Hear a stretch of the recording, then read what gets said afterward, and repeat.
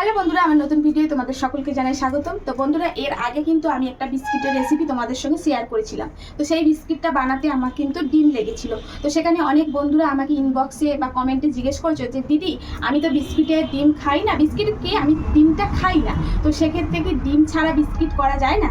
তো আজকে তাদের জন্য, সেই সমস্ত দিদিভাইদের জন্য আমি কিন্তু আজকে ডিম ছাড়া একদম বেকারি স্টাইলে বিস্কিট বানিয়ে তোমাদেরকে দেখাবো। এই বিস্কিটটা তোমরা যদি বাড়িতে বেশ অনেকটা করে বানিয়ে রেখে দাও, চায়ের সঙ্গে কিন্তু খুব দুর্দান্ত লাগবে, বাইরে থেকে আর কিনে খেতে হবে না, আর খুবই সিম্পল, চটজলদিও বানানো হয়ে যায়। তো চলো আজকে বেকারি স্টাইলে বিস্কিট তোমাদের সঙ্গে শেয়ার করবো। তো এই বিস্কিট করতে কি কি লাগবে সেগুলো বলে দিই। বেকিং পাউডার তো লাগছেই, সাথে লাগবে চিনি। আমি এখানে আটা দিয়ে করেছি, তোমরা চাইলে কিন্তু ময়দা দিয়েও বানাতে পারো। যেহেতু একটু স্বাস্থ্যের দিকে লক্ষ্য করে, তাই অস্বাস্থ্যকর ময়দাটাকে বাদ দিয়ে এখানে কিন্তু আমি স্বাস্থ্যকর আটাটাই ব্যবহার করছি। লাগবে সাদা তেল, আর এখানে লাগবে গুঁড়ো দুধ। তো এই দিয়েই হয়ে যাবে সুন্দর বেকারি বিস্কিট। প্রথমেই এখানে 1 কাপ মতন চিনি আছে, তো চিনিটা আমি এর মধ্যে দিয়ে এটাকে গুঁড়ো করে নেব। তো চিনিটা গুঁড়ো করে নিয়েছি। তো এখন 2 কাপ মতন আটা নিয়ে নেব। তোমরা চাইলে কিন্তু আবারও বলছি এখানে ময়দাও ব্যবহার করতে পারো, কিন্তু আমি পুরোটা আটা ব্যবহার করছি। তো এখানে 2 কাপ মতন আটা আমি নিয়ে নিলাম। তো এখানে 2 কাপ পরিমাণে, একদম সম পরিমাণে কাপটা ভালো করে মাপবে। আর এখন এর মধ্যে দিয়ে দেব আমি 2 চামচ আমুল দুধ। তো এই গুঁড়ো দুধটা কিন্তু দিলে বেশ খেতে ভালো লাগে। এখানে যে 1 কাপ পরিমাণে চিনি গুঁড়ো করে রেখে দিয়েছিলাম 2 কাপ আটার জন্য, আমি কিন্তু এখানে 1 কাপ চিনি একদম গুঁড়িয়ে রেখেছিলাম। তোমরা কিন্তু মিষ্টিটা একটু কম বেশি করে নিতেই পারো। তো এখানে চিনিটাও দিয়ে দিলাম।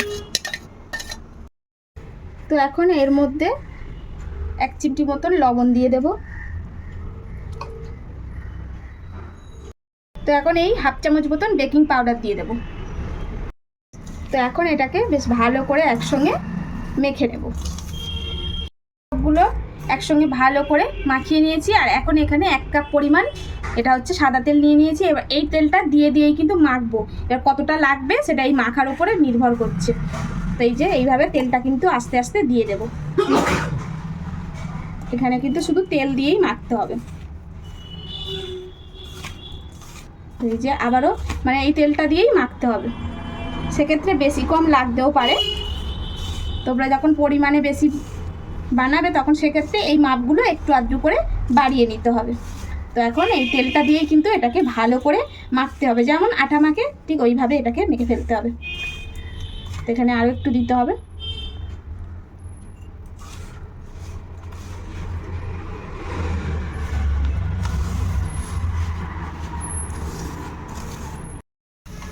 তো এই তো পুরো ভালো করে সুন্দর করে মেখে নিয়েছি। আর এখানে কিন্তু আমার 1 কাপ পরিমাণ তেলেই মাখাটা হয়ে গেল। তো এখন এটা মাখা একদম রেডি। তো এখন এই আটা থেকে এরকমভাবে যে যেমন শেপ দিতে চাচ্ছ, যদি গোল চাও গোল, যদি চৌকো চাও চৌকো, তো এই যে যেমন মানে যেমন বিস্কিটটা চাইছো ঠিক তেমনভাবেই এটাকে শেপ দিয়ে দেবে। যদি গোল চাও গোল, আর যদি চৌকো চাও চৌকো। তো যে যেরকম পারবে সেই রকমভাবে এই যে একটু এইভাবে ধারগুলো দিয়ে দেবে, যাতে করে না ধারগুলো ফেটে যায়। এই যে তো এখন এই যে ডিশেতে যেটাতে মানে বসিয়ে বেক করবে সেই রকম পাত্রের মধ্যে এইভাবে বসিয়ে দেবে। আবার ওইভাবে নিতে হবে। তোমরা যেমন যদি গোল চাও গোল,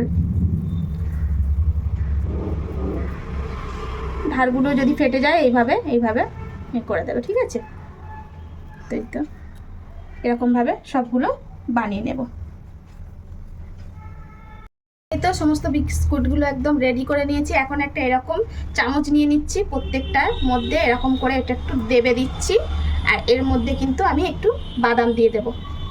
তো এরকম প্রত্যেকটার মধ্যে আবার এই যে একটু এরকম করে দেবে দিচ্ছি, আবার এর মধ্যে এই যে বাদামগুলো দিয়ে দেবো। তো এরকম করে সবগুলোর মধ্যে দিয়ে দেবো। তো সমস্ত বিস্কিটগুলো একদম রেডি করে নিয়েছি। আর এদিকে কড়ার মধ্যে একদম বালি দিয়ে এটা কিন্তু একদম ফ্রি হিট করে রেখেছি, প্রায় 20 মিনিট এটাকে একদম জোরে আঁচে গরম করে নিয়েছি। তো এখন বেশ গরম হয়ে গেছে। এখন কিন্তু এই বিস্কিটগুলো এর মধ্যে বসিয়ে দেব। তো এইভাবে বসিয়ে দিচ্ছি। আর এখন কিন্তু এই যে গ্যাসটা খুব একটা জোরে রাখবো না। তো এর মধ্যে আমি এটা ঢাকাও দিয়ে দিচ্ছি ভালো করে।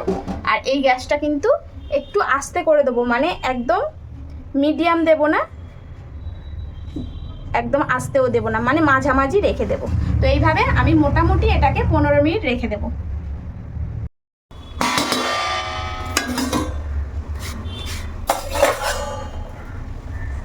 তো বিস্কিটগুলো কিন্তু একদম রেডি।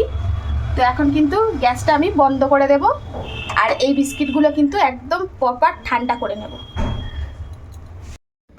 এই তো বন্ধুরা বিস্কুটটা একদম পুরোপুরি ঠান্ডা করে নিয়েছি। তোমরা কিন্তু বিস্কুটটা একদম ঠান্ডা করে নেবে, গরম অবস্থায় একদম তুলতে যাবে না, তাহলে কিন্তু বিস্কুটগুলো ভেঙে যাবে। তো একদম পুরো ঠান্ডা করে নিয়েছি। তো এখন এই যে একটা করে এই দেখো এইভাবে চাপ দিলেই কিন্তু বিস্কিট উঠে আসছে।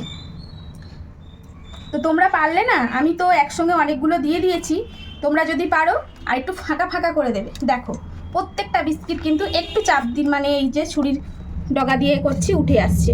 তো বিস্কিটটা কিন্তু একদম তোমরা ঠান্ডা করবে, এটা কিন্তু বারবার বলছি। তো চলো এখন বিস্কিটগুলো সব তুলে ফেলি। এখন বিস্কিটগুলো তোমাদের সামনে দেখাবো, একটু সাজিয়ে গুছিয়ে নিই। তো দেখো বিস্কিটগুলো কি সুন্দর হয়েছে বন্ধুরা, একদম। এই দেখো পিছন দিকটা দেখো।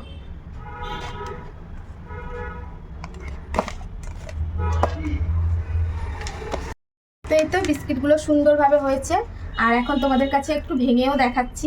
এই দেখো কি সুন্দর হয়েছে, দেখো এই দেখো মচমচ করছে বিস্কিটটা, বুঝতে পারছো তো? এই দেখো দেখো পুরো বেকারির মতন বিস্কিট হয়েছে।